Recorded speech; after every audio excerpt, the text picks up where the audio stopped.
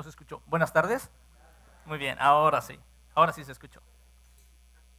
Qué impresionante ver cómo nos vamos organizando como un ejército, ¿cierto? Para formar parte de este reino y poder ir avanzando, ¿cierto? Por eso en esta mañana el Señor me ha puesto en mi corazón traerles una predicación que se titula El avance del reino. Muy bien. A mí me impresionó cuando pasaron acá al frente y mirábamos a los maestros que instruían a nuestros hijos, ¿cierto? Decimos de qué manera el Señor va capacitando, dando dones, de lo que nos viene hablando el pastor, dando dones y dándonos un lugar dentro del reino para poder ir avanzando. A mí me impactó cuando pasaron acá al frente y yo veía cómo estas personas tienen un don especial y tienen una capacidad y un anhelo de poder instruir a nuestros hijos, a nuestras nuevas generaciones en los caminos del Señor, de conocerlo.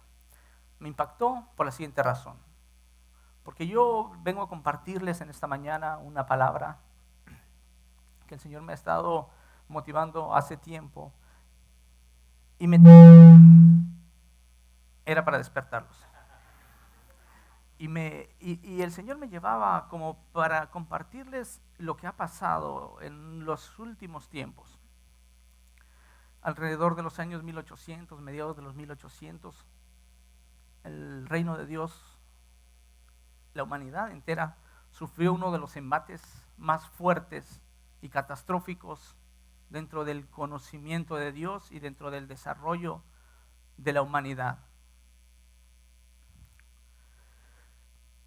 En el año de 1809 nació una persona que muchas personas, que es bien conocido, ¿cierto? Él escribió un libro y se llamaba El origen de las especies.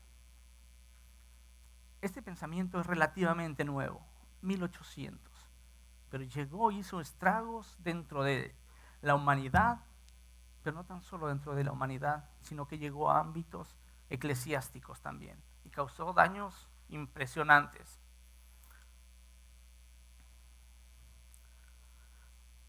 Charles Darwin fue un naturalista inglés que postuló que todas las especies de los seres vivos han evolucionado con el tiempo a partir de un antepasado común mediante un proceso denominado selección natural.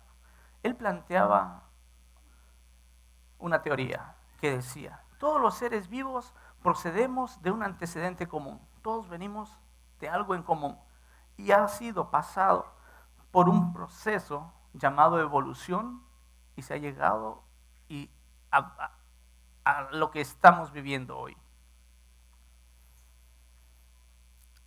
Darwin, su obra fundamental fue esta, El origen de las especies, que hablaba de una selección natural. Él estableció la explicación de la diversidad que se observaba en la naturaleza se debe a modificaciones acumuladas por la evolución a lo largo de las sucesivas generaciones. Básicamente hablaba y lo planteaba así. Lo más común, ¿cierto? Decía, hay cierta similitud que han ido evolucionando. Y él observaba dentro de la similitud de las especies, decía, bueno, un simio, un mono, tiene cierto parecido, ¿cierto? Y ha ido evolucionando a tal grado que ha llegado así. Entonces él planteaba y decía, existe un eslabón perdido en el cual dice, vamos a encontrar la raíz y vamos a poder demostrar, dice, que venimos de un ser en común. Muy bien, como vamos viendo cómo se va avanzando la humanidad, a veces nos planteamos y decimos, ¿será que esa evolución ha ido tanto que hasta ahora ya estamos involucionando? ¿Cierto? Fuimos creciendo y ahora nos fuimos... Bueno, bien, miren, es bien interesante porque él planteaba lo siguiente, miren. En los siglos XVII, XVIII y XIX, la historia natural fue el término que se usó con frecuencia para referirse a todos los estudios científicos de la historia política en oposición a la historia política o eclesiástica. Este pensamiento vino a contraponerse a lo que enseñaba Dios directamente. Por eso les digo que fue un ataque directo a la revelación de Dios a la humanidad. ¿Saben cómo desarrolló esta teoría? Él era una persona muy preparada, biólogo, científico. El tipo se embarcó y dio un recorrido por el mundo. Y él fue observando muchas especies, muchos ecosistemas, y él encontraba gran similitud. Por ejemplo, él decía de las aves, dice, las aves tienen cierto parecido. Entonces, lo que yo deduzco, dice, que vienen evolucionando, vienen cambiando. En contraposición de lo que él planteaba, miren lo que dice la palabra de Dios. Dice, porque lo que de Dios se conoce le es manifiesto, pues Dios se lo manifestó. Porque las cosas invisibles de él, su eterno poder y deidad, se hacen claramente visibles desde la creación del mundo, siendo entendidas por medio de las cosas hechas, de modo que no tienen excusa. Pues habiendo conocido a Dios, no le glorificaron como a Dios, ni le dieron gracias, sino que se envanecieron en sus razonamientos y su necio corazón fue entenebrecido. Profesando ser sabios, se hicieron necios.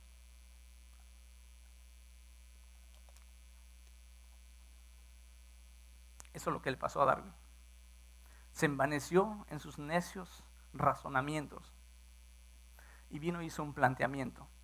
Él fue el que impulsó este pensamiento y desafortunadamente dentro de la sociedad en general se toma como una teoría principal la evolución y no la creación de Dios. Nuestros niños afuera están siendo educados bajo esta teoría, que no pasa de ser más que una simple teoría.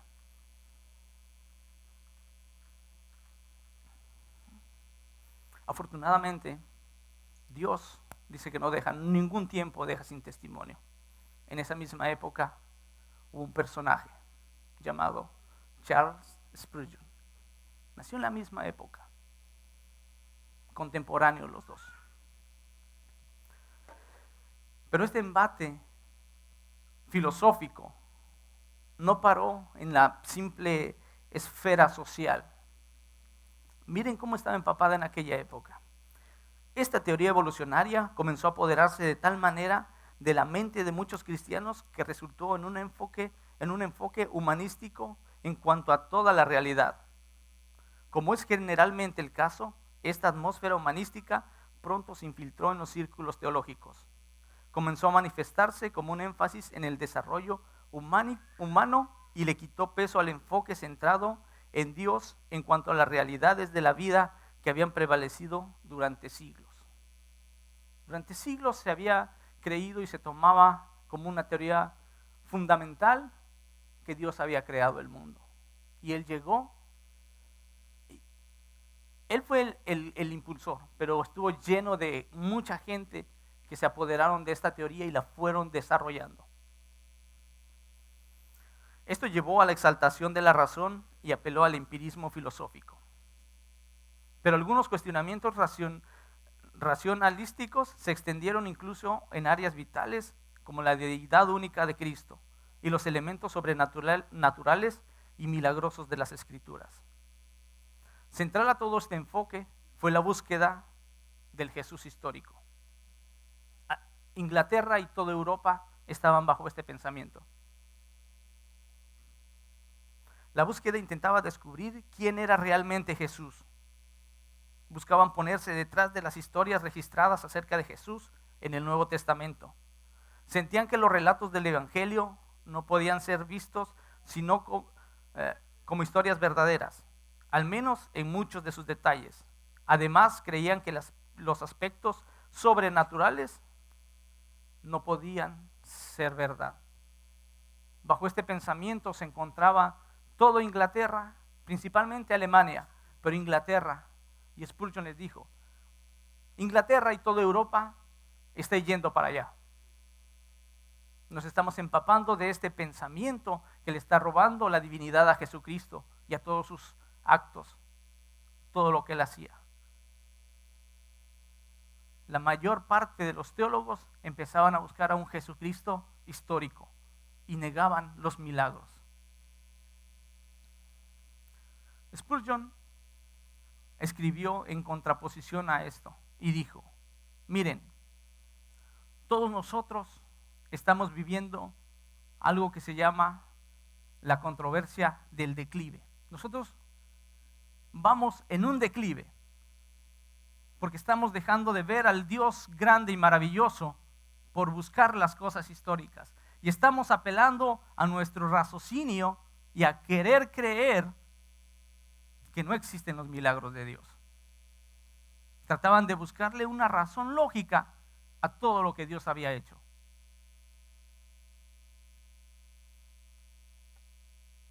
Este artículo, llamado La controversia del declive, describía la vida espiritual de aquellos que se encontraban rodando cuesta abajo. Él decía: en el fondo de la falsedad doctrinal viene un declive natural de la vida espiritual, evidenciado por el gusto de diversiones cuestionables o dudosas, el cansancio por los devocionales, el hecho de que muchos les gustaría unir a la iglesia con el escenario, los juegos con las cartas de oración, los bailes con los sacramentos. Cuando la vieja doctrina ha partido y el entusiasmo por el evangelio se existe, no debe sorprendernos que la gente busque algo más a manera de deleite. Eso es lo que estaba pasando en ese momento. Spurgeon decía: estamos dejando de buscar realmente la doctrina de Jesucristo por divertirnos. Desafortunadamente, lo que él escribió no pudo detener ese declive. Fue, desgraciadamente, hasta llegar a lo que vivimos hoy. En nuestra sociedad es más importante ver cómo nos vamos a divertir que qué es lo que quiere Dios para nuestras vidas.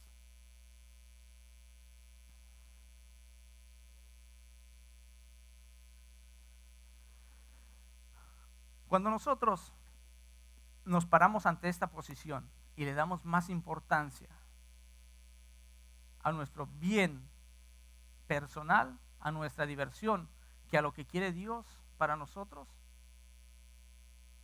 vamos a continuar en este declive.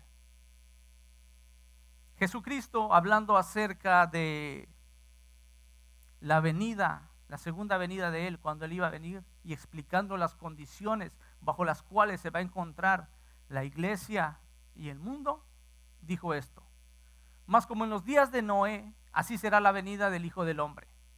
Porque como en los días antes del diluvio estaban comiendo y bebiendo, casándose y dándose en casamiento, hasta el día en que Noé entró en el arca, y no entendieron hasta que vino el diluvio y se los llevó a todos. Así será también la venida del Hijo del Hombre.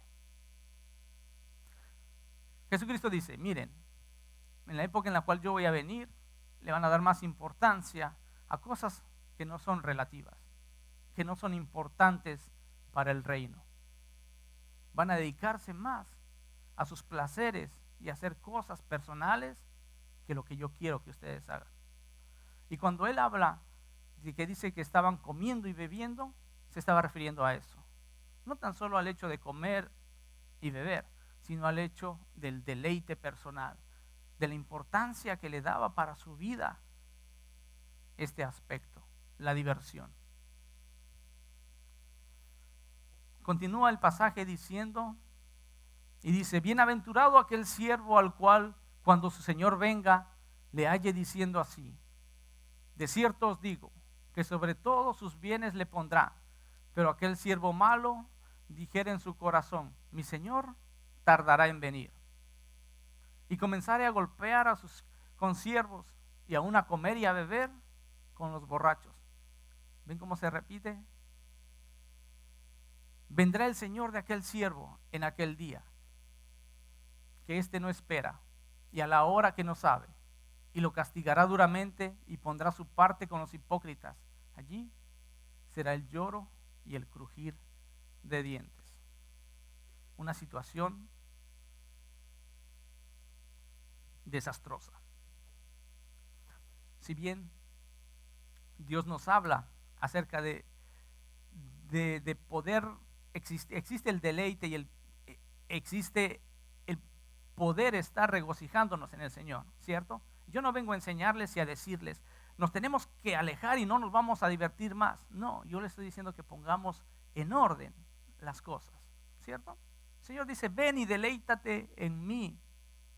Cuando el salmista, cuando el escritor de los proverbios decía, si hay algo en lo cual se puede deleitar el hombre, dice, es en comer y en beber, dice, porque todo va a pasar. El problema es cuando esta diversión toma un lugar primordial en nuestra vida. Mire, nuestro Señor dice que creó el cielo y la tierra. Trabajó 6 días y descansó 1.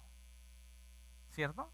Miren, fueron pues acabados los cielos y la tierra y todo el ejército de ellos. Y acabó Dios en el día séptimo la obra que hizo y reposó el día séptimo de toda la obra que hizo. Y bendijo Dios el día séptimo y lo santificó, porque en él reposó de toda la obra que había hecho en la creación. Trabajó 6 días y un día lo dedicó para reposar. Jesucristo sanó a un hombre en un día de reposo. Y miren lo que le dijeron. El hombre fue y le contó esto, y contó a esos judíos que Jesús le había sanado. Jesús hizo esto en el día de descanso. Por eso ellos comenzaron a perseguir a Jesús. Pero Jesús le contestaba, mi Padre nunca deja de trabajar, así que yo también trabajo. Dios creó al mundo, pero no dejó de trabajar. Él sigue sosteniendo la creación y Jesucristo sigue haciendo su obra. Desde el principio, Dios nos creó no para diversión. Cuando Dios creó al hombre y lo puso en el huerto del Edén, no lo puso a descansar, le dio una tarea. Si nosotros creemos que Dios creó al hombre y le dijo, te voy a poner en el Edén para que la pases bien, no hizo eso. Dios nos creó con un propósito, ¿cierto? Dice, tomó pues Jehová Dios al hombre y lo puso en el huerto del Edén para que lo labrase y lo guardase, ¿cierto? Desde el principio Dios nos ha dado una tarea para desarrollar. No nos ha puesto ni en el Edén ni a lo largo de la historia para que nos divirtamos o para que busquemos qué es lo que vamos a hacer. Cuando Dios rescató al pueblo de Israel de Egipto, le dijo, mira, cíñete, prepárate, deja de estar en una posición cómoda, porque vas a salir y vas a realizar una tarea. Cuando llegó a la tierra prometida, le dijo, esfuérzate y sé valiente. Tienes una tarea por desarrollar. Cuando David empezó a conquistar la tierra, tenía que desarrollar un trabajo, ¿cierto? Nosotros estamos llamados a expandir el reino de Dios y no podemos relajarnos. Tenemos que ser conscientes de que hay un trabajo. Nuestro pastor nos ha estado llevando por una serie de predicaciones, la cual dice que todos los cristianos tenemos dones, regalos especiales que nos van a servir para trabajar en el reino y que tenemos un lugar dentro del reino en el cual debemos de cumplir con una tarea. Muy bien, el problema de la diversión es el siguiente. El problema de darle demasiado énfasis a la diversión es el siguiente. Han caído reinos completos por esto. Por mencionar alguno, miren, Daniel dice, y el rey Belsasar hizo un gran banquete a 1000 de sus príncipes y en presencia de los 1000 bebía vino. Y más allá del hecho de beber vino, ¿saben a lo que estaba refiriendo?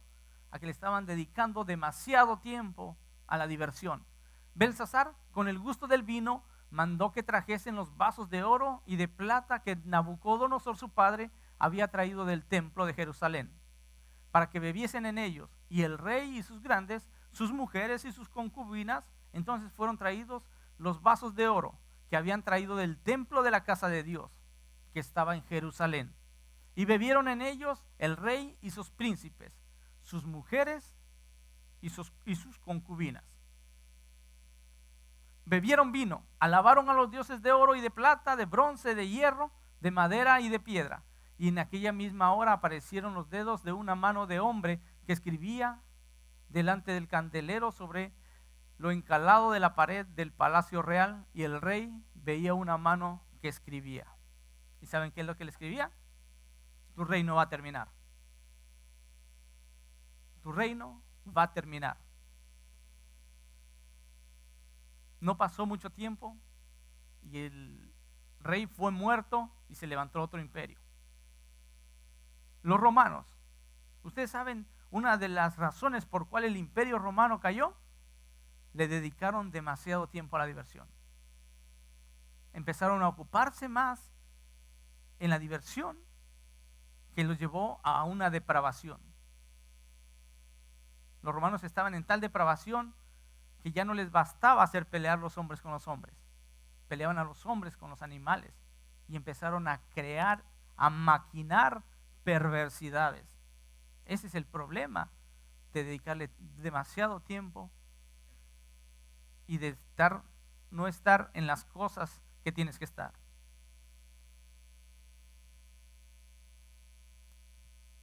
Hay una historia bien interesante. Muchos la conocemos.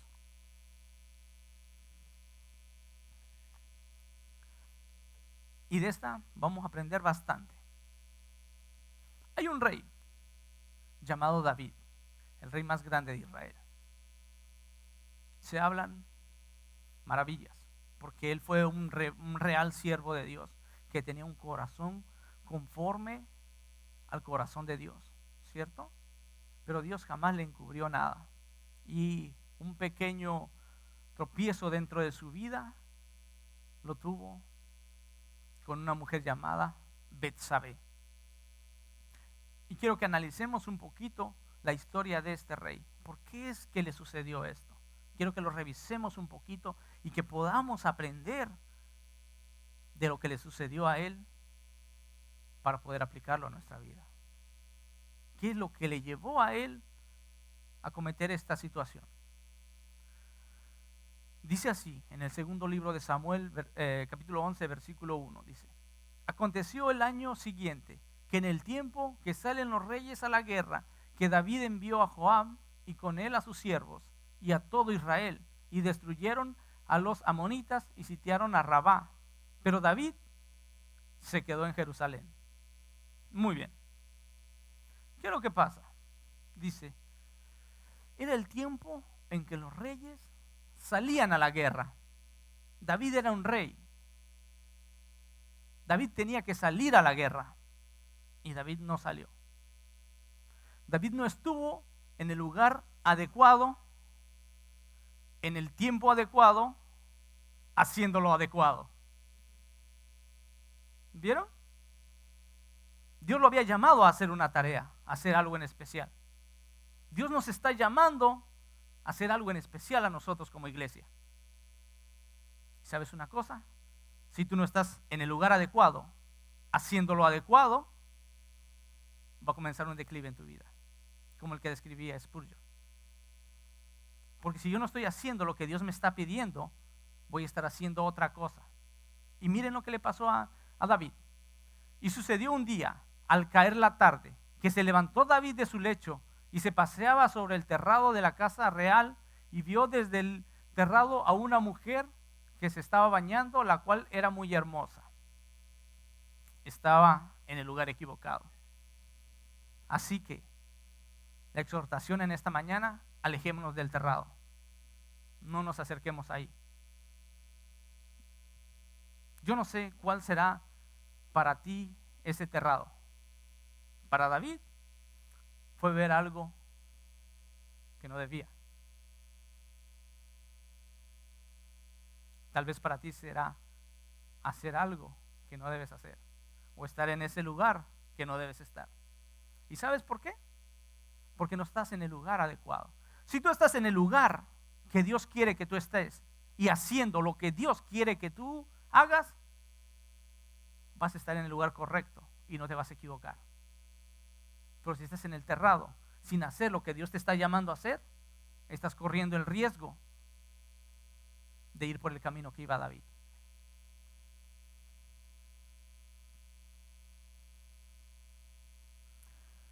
Me impacta algo. Mira, todos conocemos la historia, ¿cierto? El tipo la miró, el tipo la codició. La antigua estrategia de Satanás. Miró, codició y tomó. ¿Cierto? Es lo mismo. Miren, cuando dice la palabra de Dios que no ignoramos las maquinaciones de Satanás, es la misma manera que te va a seducir a ti y me va a seducir a mí, como sedució a él y como sedució a Eva. No hay gran ciencia para saber la manera en que opera Satanás. Dios la ha revelado. Dice, no ignoramos sus maquinaciones. Vamos a mirar, vamos a codiciar y vamos a hacer algo erróneo. ¿Ok? Muy bien. Entonces él la manda llamar, la trae. Él primero investiga y dice, ¿quién es esa mujer? Y le dicen, es una mujer casada. Dice, no me importa, tráigamela a mí. Se acuesta con ella y la mujer queda embarazada. Otra cosa que podemos entender de esto. Si nosotros no cortamos a tiempo el pecado va a llevar a otro pecado. Y ese pecado va a llevar a otro pecado. Y ese pecado va a querer cubrir a otro pecado. Y se va a convertir en una bola de nieve que va a ir cada vez creciendo más y más y más hasta destruirnos. Eso es lo que le pasó a David. Comenzó con la codicia. Continuó por el adulterio. Terminó con el asesinato. Un pecado lleva a otro pecado y a otro pecado. Y por el que si quieres cubrir pecado con más pecado, no lo vas a borrar, vas a hacer más pecado. ¿Cierto? Muy bien. A mí me impresiona esto. El esposo de la mujer. Miren, si lo miráramos, y así se plantea, porque así lo entendemos. Urías Eteo, nadie se acuerda. No nos acordamos de Urías. Nos acordamos de David por las grandes cosas que hizo. Pero en este caso en específico, Urías tenía más discernimiento que David en este momento. Miren, al David sentirse en pecado, al sentirse que no podía esconder ese pecado, ya iba a ser evidente para todos, dice, ya sé, lo voy a hacer traer, que se acueste con la esposa y después va a quedar embarazada por el esposo. Y lo manda a llamar y dice, Urías, ven para acá. ¿Por qué no vienes? Lo hace muy sutilmente. Le dice, ven, ¿por qué no me das un reporte de lo que está pasando en la guerra? Yo no estoy en la guerra, pero estás tú, ven y dímelo. Y una vez que le cuenta el reporte, le dice, ok, bueno, anda tranquilo, descansa un poco en tu casa, relájate, diviértete. Miren, a mí me impacta el discernimiento de este tipo. Mira lo que él dice. Urías respondió a David, el arca de Israel y Judá están bajo tiendas, y mi señor Joab y los siervos de mi señor en el campo. Y había yo de entrar en mi casa para comer, para beber y dormir con mi mujer, por vida tuya y por vida de tu alma, que yo no haré tal cosa. Mira, tenía más discernimiento. Él decía, no, yo tengo que estar en el lugar adecuado, en el tiempo adecuado, haciendo lo adecuado, lo que Dios me está llamando a hacer. Impresionante, ¿cierto? Y cuando uno compara David y Urías, nadie sabe de Urías, pero el tipo tuvo más discernimiento, supo estar en el lugar adecuado. Nosotros, cada uno de nosotros, hay un lugar en este reino, en el reino de Dios. Hay un lugar especial para ti, con capacidades especiales que solamente a ti te ha dado Dios, para realizar una tarea adecuada, en el tiempo adecuado. ¿Y sabes cuándo es el tiempo? Hoy, no es mañana. Hoy. Dios nos está llamando a llevar el reino, que crezca el reino. lo vamos a hacer a través de nuestras capacidades en el lugar que Dios quiere. Cuando el pastor nos hablaba de los ministerios, es el lugar donde tú tienes que estar. Hoy es el tiempo. Continúa el relato, miren. Y David lo convidó a comer y a beber con él hasta embriagarlo. Y él salió a la tarde a dormir en su cama con los siervos de su señor, mas no descendió a su casa. David hizo lo posible por llevar a cabo su plan. Pero vieron cómo Urías tenía esa capacidad de preservación, porque Dios se lo estaba poniendo. Él estaba haciendo lo adecuado. Como David vio que no consiguió llevar a cabo su plan, dice, bueno, vamos a tener que aplicar el plan B.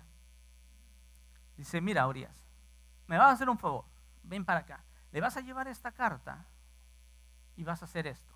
Y escribió una carta diciendo, poned a Urías al frente, en lo más recio de la batalla, y retiraos de él para que sea herido y muerto. ¿Qué plan tan macabro? ¿Cierto? ¿Cómo tenía los sentidos embotados? Urías llevaba en su mano la orden de ser muerto. Él la llevó y se la entregó y dijo, toma para que me mates. ¿Ven el problema de dedicarle más tiempo a la diversión que a lo que Dios está queriendo que nosotros hagamos? Si nosotros, yo quiero que analices, si tú, si yo, cualquiera de nosotros, no estamos en el lugar que Dios nos está pidiendo que estemos en el reino, nos va a suceder esto. Estamos dedicando más tiempo a divertirnos o no tan. Cuando hablo de divertirse, no estoy hablando tan solo en hacer cosas de malas, digamos. Estoy hablando a no hacer lo que Dios está pidiendo. Uno de mis temores, ¿saben cuál es? El yo hacer cosas que no sean agradables a Dios o no sea lo que Dios quiere para mí. Y cuando digo no agradables a Dios me refiero, tal vez sea algo bueno, pero si no es lo que Dios quiere para mí, ¿sabes qué pérdida de tiempo, de esfuerzo y sin recibir fruto alguno? Qué diferente cuando tú estás en el lugar que Dios quiere que tú estés, haciendo lo que tú quieres lo que Él quiere para tu vida, y dejamos de perder el tiempo queriendo esfuerzos en vano dentro de lo que Dios no quiere para tu vida. Y pasan un par de años y dices, 2 años tirados a la basura, porque no hice lo que Dios quería para mí. Y tal vez fueron las mejores motivaciones, y tal vez dices, me quería superar, quería hacer algo por mi familia. Pero sabes, lo mejor es lo que Dios quiere que tú hagas.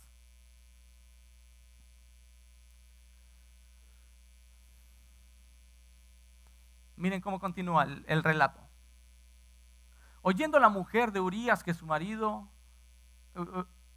Urías era muerto, hizo duelo por su marido. Y pasado el luto, envió David y la trajo a su casa. Y fue ella su mujer y le dio a luz un hijo.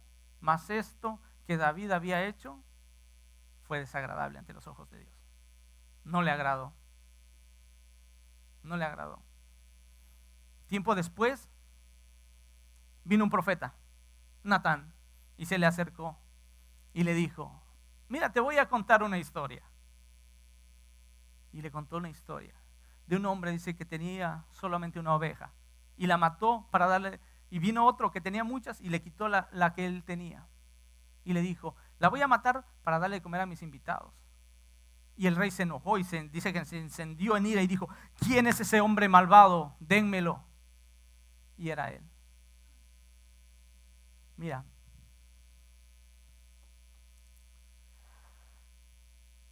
obras infructuosas. Qué difícil, ¿cierto? Qué difícil llevar nuestra vida esforzándonos y queriéndonos hacer. ¿Has estado alguna vez en esa situación? Donde me esfuerzo y digo, ¿por qué no me salen estas cosas? ¿No te has preguntado, será que Dios no quiere que hagas eso? ¿No será que Dios quiere que estés en otro lugar, haciendo otra cosa? Dios le dijo, mira David, si tú me hubieras pedido cualquier mujer, yo te la pude haber dado. ¿Por qué tenías que poner los ojos en ella? ¿Por qué no viniste y me consultaste a mí? Te pude haber dado la que tú querías. Todas las del reino que tú querías, yo te las pude haber dado. Pero no me consultaste. No viniste a mí y no hiciste lo que yo quería que tú hicieras.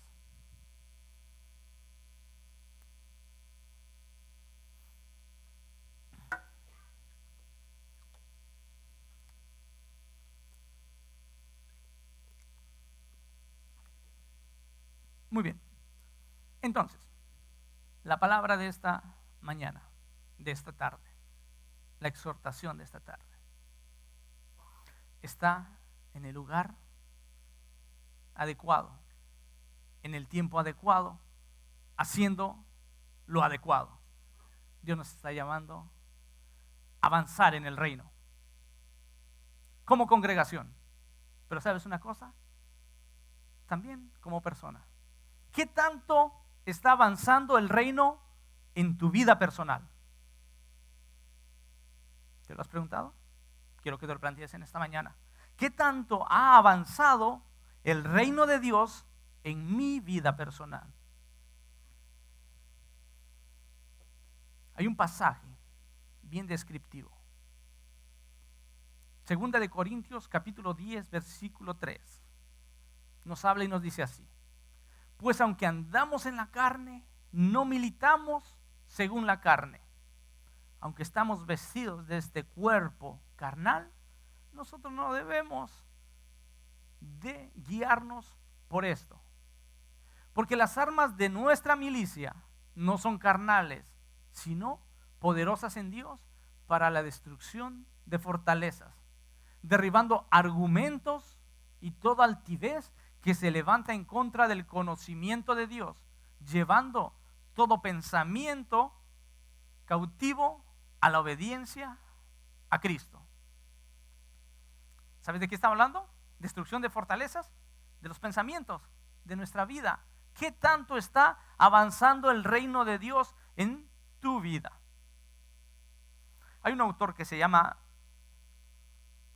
Anderson, se apellida Anderson, y él describía esta condición, esto que dice, derribando toda fortaleza. Él decía, miren, las fortalezas son pensamientos o estructuras de pensamiento que tenemos en nuestra vida. Él las describía de esta manera, dice, es una mentira salpicada de verdad que nos hace ver una condición como incambiable. Por eso es una fortaleza. Entonces, es una mentira en mi vida que está salpicada de verdad, que yo lo hago pasar como una verdad absoluta en mi vida y que me hace ver que eso no lo puedo cambiar.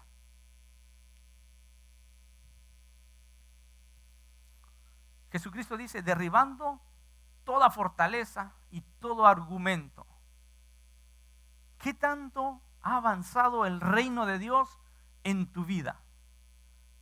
Porque cuando derribamos esta clase de fortalezas dentro de nuestra vida, bien, habla de un área de nuestra vida, de un territorio en nuestra vida. Cuando nosotros derribamos estas fortalezas, estos argumentos que se levantan en contra del conocimiento de Dios, nosotros no puede quedar el lugar vacío. Tenemos que instalar torres de verdad, torres que sean verdades espirituales hechas por Dios.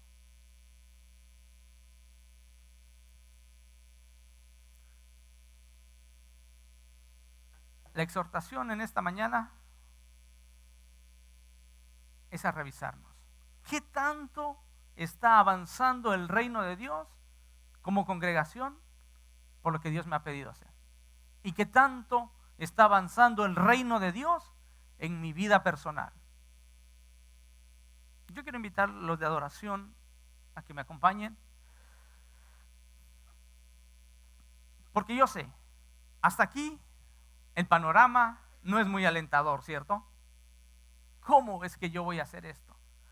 Afortunadamente, tenemos al Espíritu Santo de Dios, el cual está de nuestro lado. Porque yo sé que muchas veces, y tal vez el mensaje se preste como para decir, todo lo tengo que hacer yo. No, es por medio del Señor. Es por medio del Espíritu Santo quien nos va a dar la fortaleza para poder ir avanzando. Entonces, en esta mañana, junto con la exhortación a ser parte activa del reino de Dios para poder vivir realmente en el reino, quiero ayudarte, quiero orar por ti y quiero pedirle que juntos le pidamos al Espíritu Santo que nos ayude, ¿cierto?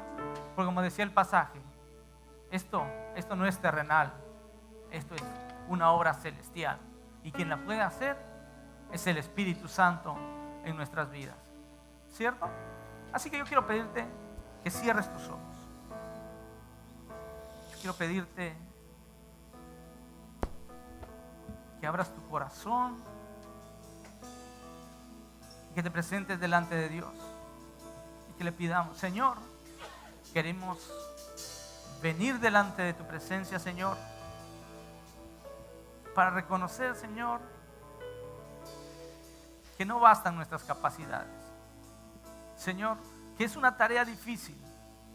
Señor, que hay una batalla dentro de nosotros, en la cual, Señor, nos desgasta, la cual, Señor, nos hiere, nos lastima, y que muchas veces, Señor, este avance del reino lo vemos hasta como en cierta manera una derrota, Señor. Por eso queremos invocar tu Santo Espíritu, Señor, para que sea Él quien nos dé la fuerza, para que sea Él quien nos dé el ánimo, para que sea Él quien nos fortalezca, para que seas tú, Espíritu Santo de Dios, quien vaya delante de nosotros como un poderoso gigante. Señor, a la verdad, nuestras capacidades son muy limitadas.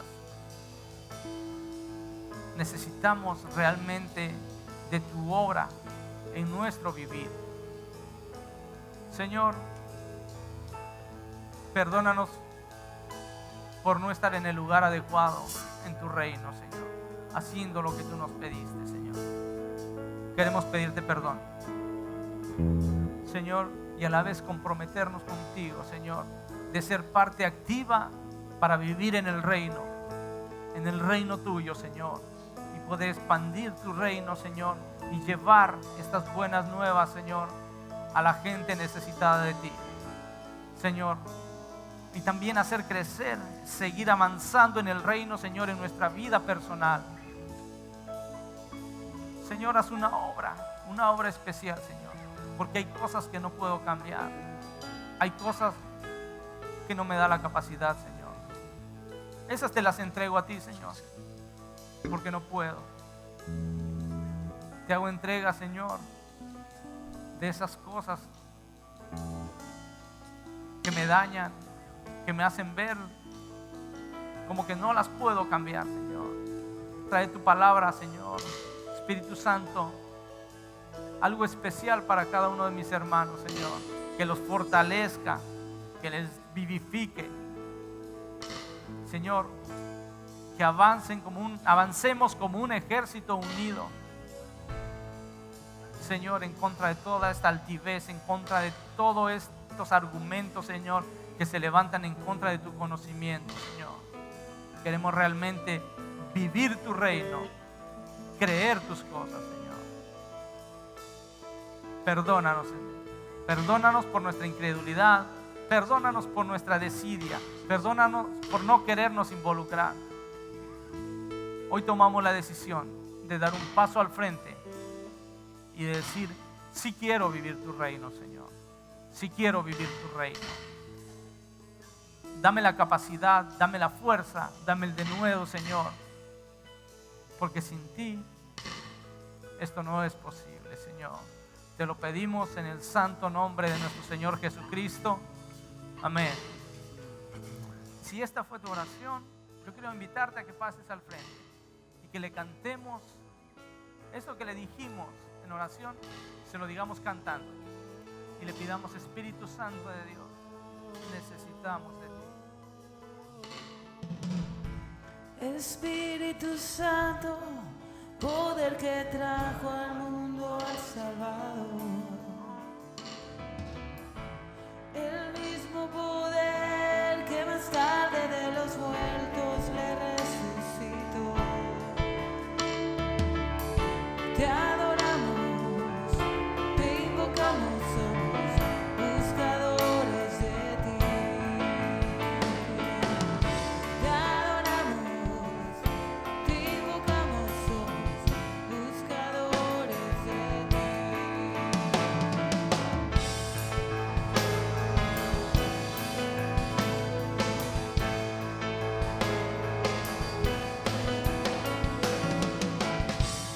Espíritu Santo, Dios con nosotros, tu presencia es real. Viento recio, ven aviva este pábilo y que deje de humear. Te adoramos, te invocamos, somos buscadores de ti. Te adoramos, te invocamos, somos buscadores de ti. Si por tu intervención se han hecho milagros, multitudes llegan a tus pies. La iglesia permanece y el reino avanza. Visítanos, Dios, otra vez. No podemos, Señor, hacer nada sin ti. No podemos, Señor, hacer nada sin ti. No podemos, Señor, hacer nada sin ti. Espíritu Santo, Dios con nosotros, tu presencia es real. Viento recio, ven aviva este pábilo y que deje de humear. Te adoramos, te invocamos, somos buscadores de ti. Te adoramos, te invocamos, somos buscadores de ti. Si por tu intervención se han hecho milagros, multitudes llegan a tus pies. La iglesia permanece y el reino avanza. Visítanos, Dios, otra vez. No podemos, Señor, hacer nada sin ti. No podemos, Señor, hacer nada sin ti. Te adoramos, te invocamos, somos buscadores de ti. Te adoramos, te invocamos, somos buscadores de ti. No podemos, Señor, hacer nada sin ti.